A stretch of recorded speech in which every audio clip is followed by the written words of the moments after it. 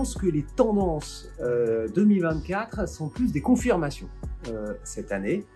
C'est-à-dire qu'une tendance, c'est quelque chose d'un petit peu émergent qu'on voit venir.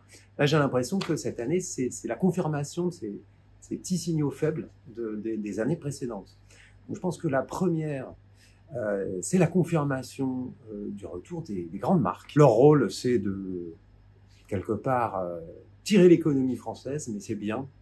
Elle montre aussi que la créativité, c'est un vrai atout business pour elle.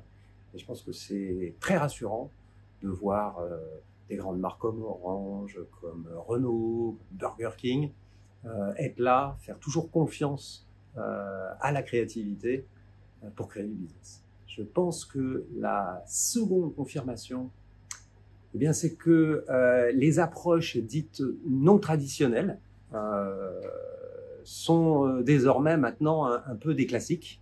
Je parle des activations, des stunts, de tous ces différents outils qu'on a en agence pour quelque part exprimer notre créativité.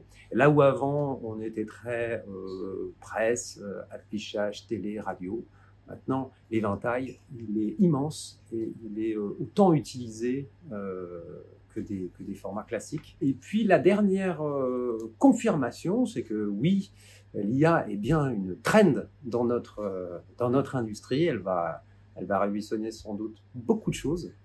Mais pour l'instant, en création, il n'y a pas encore vraiment de transformation.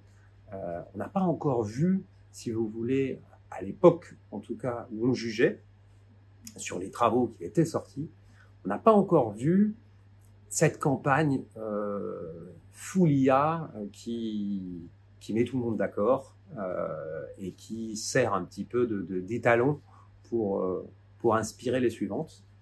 Ça va arriver, c'est inévitable, mais c'est pas encore là. Donc l'IA, en termes de créativité, on est encore, on va dire, à ses prémices.